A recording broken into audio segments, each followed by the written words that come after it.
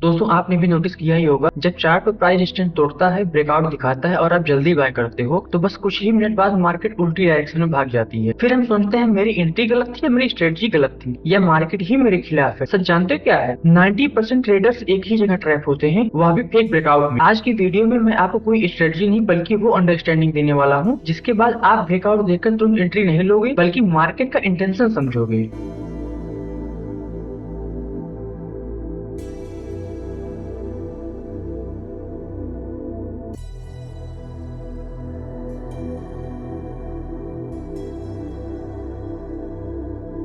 दोस्तों नमस्कार, मैं हूं अश्विनी और आप देख रहे हैं बीबी कैपिटल। दोस्तों सबसे पहले बात करते हैं फेक ब्रेकआउट असल में होता क्या है। मान लो दुकान में सेल लगी है, लोग अंदर जाते हैं और फिर सेल खत्म। मार्केट ऐसे ही करती है, ट्रेडर्स को अट्रैक्ट करती है, लिक्विडिटी लेती है और फिर रिवर्स। हम में से ज्यादातर ट्रेडर्स सोचते हैं कि ब्रेकआउट मतलब प्राइस अब उसी डायरेक्शन में भागेगा, लेकिन मार्केट प्राइस को चलाने के लिए नहीं, ऑर्डर्स कलेक्ट करने के लिए चलती है। दोस्तों अब एक सवाल आता है, मार्केट का असली काम क्या है। मार्केट को मोमेंटम के लिए बायर्स और सेलर्स दोनों चाहिए। अब आप सोचिए अगर सब लोग बाय ही करेंगे तो फिर सेल कौन करेगा। इसीलिए मार्केट पहले ट्रेडर्स को अट्रैक्ट करती है, मार्केट सबसे पहले हमें मौका दिखाती है और फिर हमारी टेस्टिंग करती है। अब दोस्तों सवाल आता है फेक ब्रेकआउट बनता कैसे, हम इसे समझें कैसे। दोस्तों जब प्राइस रेजिस्टेंस के पास आता है और उस समय ट्रेडर्स उस ब्रेकआउट को टूटने का इंतजार करते हैं, जैसे ही वह लेवल टूटता है रिटेल ट्रेडर्स तुरंत एंट्री कर लेते हैं और स्मार्ट मनी उसी लिक्विडिटी को यूज करके अपोजिट ट्रेड करती है और प्राइस वापस उसी लेवल के अंदर आ जाता है। इसी को हम फेक ब्रेकआउट कहते हैं। दोस्तों फेक ब्रेकआउट में सबसे इंपॉर्टेंट काम क्या है, कैंडल। कैंडल को समझना हमारे लिए सबसे जरूरी है। पता है सबसे बड़ी गलती ट्रेडर्स क्या करते हैं, वह कैंडल बनते समय ही डिसीजन ले लेते हैं, जबकि मार्केट ने अभी डिसीजन लिया ही नहीं है। क्योंकि कैंडल बनते समय प्राइस ऊपर नीचे होता रहता है और उस समय ब्रेकआउट दिख सकता है, लेकिन फाइनल ब्रेकआउट वह नहीं होता। कैंडल की क्लोजिंग ही बताती है कि बायर सच में स्ट्रॉन्ग थे या नहीं। दोस्तों कैंडल का ऊपर जाना ब्रेकआउट नहीं है, ऊपर क्लोज होना ब्रेकआउट है। रिटेल ट्रेडर्स चार्ट को देखकर एक्साइट हो जाते हैं, एंट्री ले लेते हैं, जबकि स्मार्ट मनी कैंडल क्लोज होने का इंतजार करती है। बिल्कुल सिंपल सा रूल है दोस्तों, जैसे मैच खत्म होने से पहले हम विनर डिसाइड नहीं करते हैं, वैसे ही कैंडल क्लोज होने से पहले हम ब्रेकआउट डिसाइड नहीं कर सकते। अब दोस्तों पॉइंट नंबर 2 क्या आता है, इसमें सबसे इंपॉर्टेंट है वॉल्यूम क्यों सच बताता है। दोस्तों अब एक सवाल है, अगर ट्रेडर सच में स्ट्रांग है तो क्या सिर्फ 2-4 ट्रेडर्स प्राइस चला रहे हैं? नहीं, ऐसा बिल्कुल नहीं है। रियल ब्रेकआउट में पार्टिसिपेशन बढ़ती है, इसमें इंस्टीट्यूशन और बिग ट्रेडर्स शामिल होते हैं और इसी वजह से इसका वैल्यू इंक्रीज होता है। और यही फेक ब्रेकआउट में इसका उल्टा होता है, प्राइस ऊपर तो जाता है लेकिन पार्टिसिपेशन नहीं होती और मूवमेंट भी नहीं टिकता।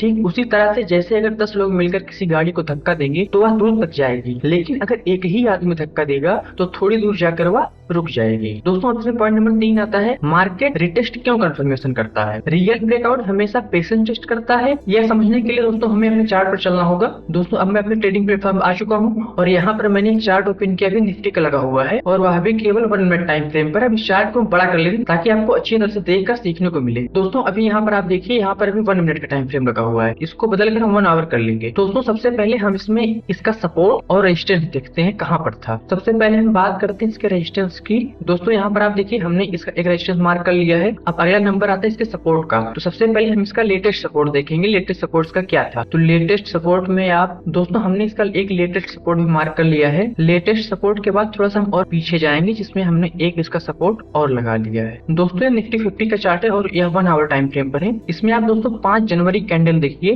5 जनवरी को इसका हाई था 26,373 पॉइंट इसका हाई था। अब देखिए दोस्तों यहाँ से मार्केट ने अपने इस लेवल को टच किया और टच करने के बाद दोबारा से वापस आ रही है और दोबारा से वापस आकर इसको दोबारा से इसने इस जगह पर अपने लेवल को टच किया है और यहीं से है मार्केट डाउन ट्रेंड में। दोस्तों यानी कि मार्केट उस लेवल को टच करने के बाद वापस हुई है, प्राइस वापस आया है। यह वापस क्यों आया है? यह वापस इसलिए आया है क्योंकि मार्केट में चेक करते हैं कि असल में बायर स्ट्रांग है या नहीं है। दोस्तों इसमें अगर इसका यह लेवल ही सपोर्ट बन जाता है और मार्केट ऊपर की तरफ जाती है और दोबारा से प्राइस अंदर नहीं आ रहा है तो इसका मतलब जो यह ब्रेकआउट है वह ओरिजिनल है, वह रियल है। और अगर यहीं से मार्केट टच करने के बाद वापस जा रही है तो इसका मतलब अभी रियल ब्रेकआउट नहीं हुआ है, क्योंकि अभी इसमें बाय से ज्यादा सेलर्स स्ट्रांग हैं। और इसमें सबसे बड़ी गलती यही होती है, जो बिगिनर्स होता है वो इसी पॉइंट पर एंट्री कर लेता है, वह दोबारा से मार्केट को टेस्ट करने का इंतजार नहीं करता, वो यही एंट्री करता है और शायद यही उसका कारण बनता है फेलियर का। हमें और प्रोफेशनल ट्रेडर में यही अंतर होता है। प्रोफेशनल ट्रेडर इसको दोबारा से मार्केट टच करने का इंतजार करता है, यानी अगर प्राइस वापस आया है और दोबारा से यहाँ जा रहा है, बार बार उसी पॉइंट को टच कर रहा है और उस पॉइंट को टच करने के बाद वो अपना रियल ब्रेकआउट बना रहा है,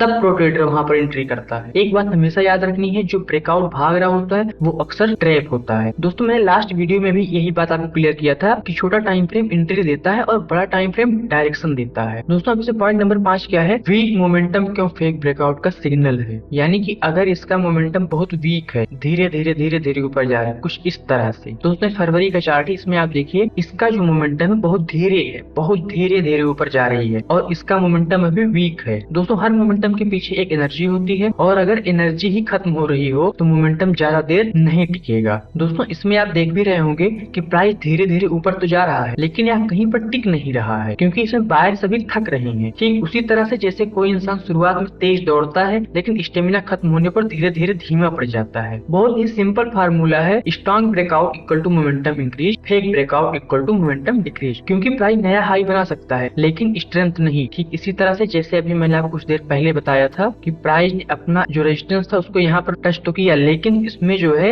आगे मूवमेंट कंटिन्यू नहीं कर पाया, वहीं से मार्केट ने रिवर्स किया है। दोस्तों एक बात हमेशा याद रखें, मार्केट ब्रेकआउट पर एंट्री लेने वाले को रिवार्ड नहीं देती, वह हमेशा इंतजार करने वाले को ही रिवार्ड देती है। ट्रेडिंग में प्रॉफिटेबल वही होता है जो पेशेंस सीख जाता है, फेक ब्रेकआउट पहचानना सीख जाता है। इसमें अगर फेक ब्रेकआउट पहचानना सीख जाएंगे तो स्ट्रेटजी से ज्यादा हमारा माइंडसेट काम आएगा। दोस्तों अगर आपको इस वीडियो में फेक ब्रेकआउट कॉन्सेप्ट क्लियर हुआ है तो वीडियो को जरूर लाइक करें और कमेंट करके बताएं आपको कौन सा पॉइंट समझ में नहीं आया है, और इसके साथ ही हमारे चैनल सब्सक्राइब करना ना भूलें। दोस्तों आज की वीडियो में बस इतना ही, फिर मिलते हैं अगली वीडियो में, तब तक के लिए नमस्कार। आप देखते रहिए वीबी कैपिटल, आपका दिन मंगलमय।